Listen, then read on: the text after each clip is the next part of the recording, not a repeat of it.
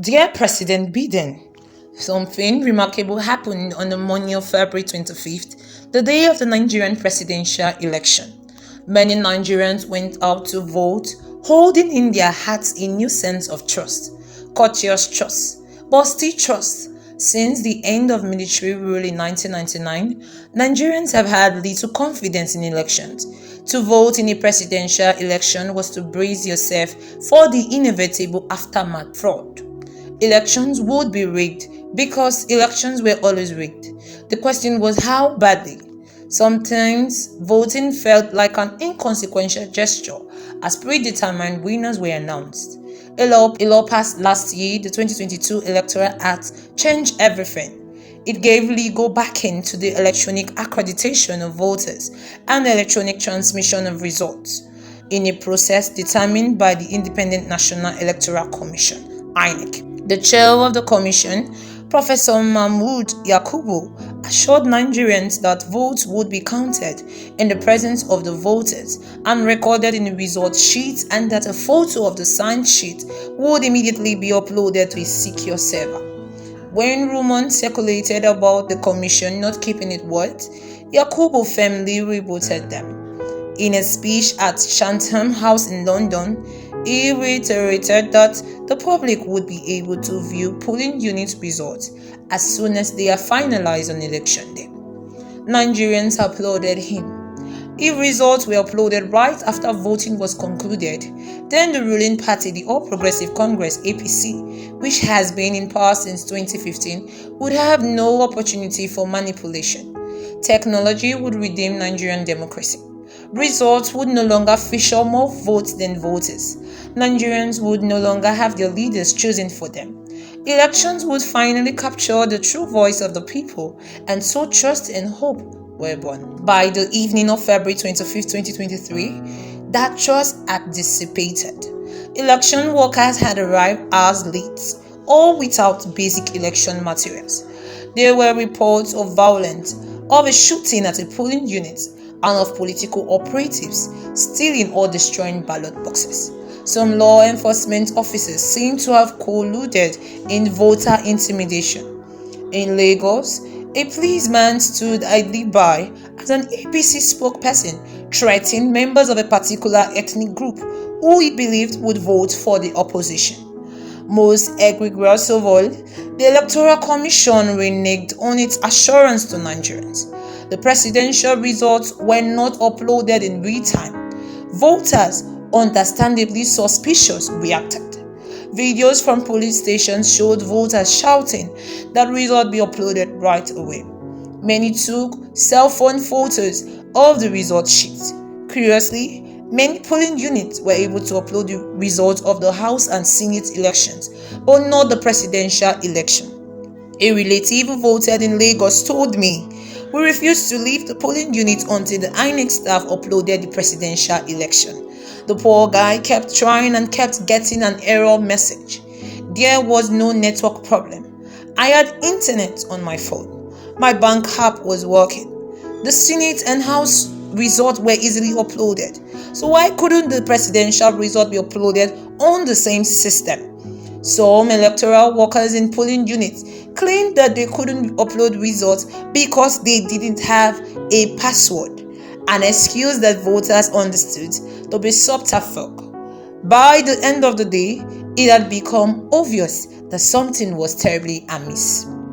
No one was surprised when by the morning of the 26th, social media became flooded with evidence of irregularities. Result sheets were now slowly being uploaded on the INEC portal and could be viewed by the public. Voters compared their cell phone photos with the uploaded photos and saw alterations. Numbers crossed out and rewritten. Some original written in black ink had been rewritten in blue. Some blundering whited out with Tipex. The election had been not only rigged, but done in such a shabby manner that it insulted the intelligence of Nigerians. Nigerian democracy had long been a two-party structure, power alternating between the APC and the People's Democratic Party, until this year, when the Labour Party led by Peter Obi became a third force. Obi was different. He seemed honest and accessible, and his vision of anti-corruption and self-sufficiency gave rise to a movement of supporters who called themselves obedient. Unusual, large, enthusiastic crowds turned up for his rallies. The APC considered him as an upstart who couldn't win because his small party lacked traditional structures. It is ironic that many images of altered result sheets showed votes overwhelmingly being transferred from the Labour Party to the APC. As votes counting began at INEC, representatives of different political parties, except for the APC, protested. The results being counted, they said, did not reflect what they had documented at the polling unit. There were too many discrepancies. There is no point progressing in error, Mr. Chairman. We are raising to nowhere, one party spokesperson said to Yakubu. Let us get it right before we proceed with the coalition. But the INEC chair, opak-faced and Lordly, refused. The counting continued swiftly until at 4 a.m. on March 1st, the ruling party's candidate, Bola Tinubu, was announced as president-elect. A subterraneous silence reigned across the country. Few people celebrated. Many Nigerians were in shock. Why? My young cousin asked me. Did INEC not do what it said it would do? It seemed truly perplexing that in the context of a closely contested election in a low-trust society, the Electoral Commission would ignore so many glaring red flags in its rush to announce a winner. It had the power to pause vote counting, to investigate irregularities, as it would do in the governorship elections 2 weeks later. Rage is brewing, especially among young people. The discontent, the despair, the tension in the air have not been this palpable in years. How surprising then to see the US State Department congratulate Tinubu on March 1st. We understand that many Nigerians and some of the parties have expressed frustration about the manner in which the process was conducted and the shortcomings of technical elements that were used for the first time in a presidential election cycle, the spokesperson said. And yet, the process was described as a competitive election that represents a new period for Nigerian politics and democracy. American intelligence surely cannot be so imped. A little homework and they would know what is manifestly obvious to me and so many others. The process was imperiled not by the technical shortcomings, but by deliberate manipulations. An editorial in the Washington Post echoed the State Department in intent, if not in affect, in an oddly infantile tone, as though intended to mollify the simple-minded. We are told that officials have asserted that technical glitches, not sabotage, were the issue, that much good came from the Nigerian elections, which are worth celebrating, because among other things, no one has blocked highways, as happened in Brazil after Jair Bolsonaro lost his re-election bid. We are also told that it is encouraging, first, that the losing candidates are pursuing their claims through the courts, though any casual observer of Nigerian politics would know that courts are the usual recourse after any election. The editorial has the imaginative poverty so characteristic of international coverage of African issues, no reading of the country's mood, no nuance or texture, but its intellectual laziness, unusual in such a rigorous newspaper, is astonishing. Since when does a respected paper unequivocally ascribe to benign malfunction, something that may very well be malignant, just because government officials say so? There is a kind of cordial condescension in both the State Department and the Washington Post responses to the election. That the bar for what is acceptable has been so lowered can only be read as contempt. I hope, President Biden, that you do not personally share this cordial condescension. You have spoken of the importance of a global community for democracy and the need to stand up for justice and the rule of law. A global community for democracy cannot strive in the face of apathy from its most powerful member. Why would the United States, which prioritizes the rule of law, endorse a president-elect who has emerged from an unlawful process? Compromise is an ubiquitous word in Nigerian political landscape. It is used to mean bribed, but also corrupted more generally. They have been compromised. Nigerian will say to explain so much that is wrong, from infrastructure failures to unpaid pensions.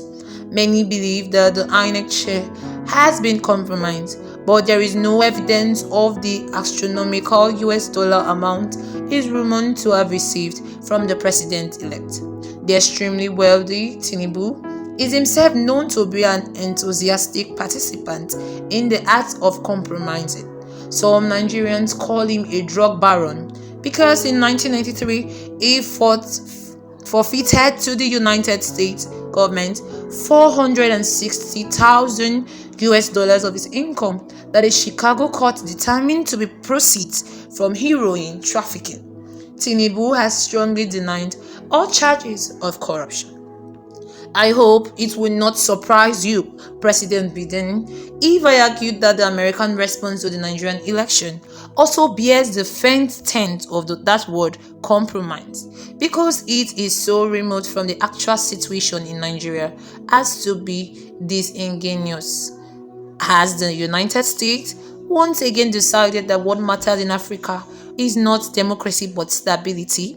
Perhaps you could tell British Prime Minister Rishi Sunak, who quickly congratulated Tinubu, that an illegitimate government in a country full of frustrated young people does not portend stability. Or is it about that ever-effulgent nemesis China, as so much of US foreign policy now invariably seems to be?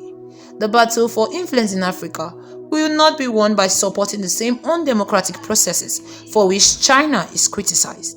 This Nigerian election was supposed to be different, and the US response must not be business as usual. The Nigerian youth long political quiescent has awoken. About 70% of Nigerians are under 30, and many voted for the first time in this election. Nigerian politicians exhibit a stupefying ability to tell barefaced lies, so to participate in political life has long required a suspension of conscience. But young people have had enough. They want transparency and fruits. They want basic necessities, minimal corruption, competent political leaders, and an environment that can foster their generation's potential. This election is also about the continent. Nigeria is a symbolic cargo of Africans' future, and a transparent election will rouse millions of other young Africans who are watching and who long for the substance and not the hollow form of democracy. If people have confidence in the democratic process, it engenders hope, and nothing is more essential to the human spirit than hope. Today, election results are still being uploaded on the INEC server. Bizarrely, many contradict the results announced by INEC. The opposition parties are challenging the election in court, but there is reason to worry about whether they will get a fair ruling. INEC has not fully complied with court orders to release election materials. The credibility of the Nigerian Supreme Court has been strained by its recent judgment in political cases, or so-called judicial coronations, such as one in which the court declared the winner of the election for governor of Imo State a candidate who had come in fourth place. Lawlessness has consequences. Every day, Nigerians are coming out into the street to protest the election. APC, uneasy about its soy victory, is sounding shrill and desperate as though still in campaign mode. It has accused the opposition party of treason, an unintelligent smear easily disproved but disquieting. Nonetheless, Nonetheless, because false accusations are often used to justify malicious state actions.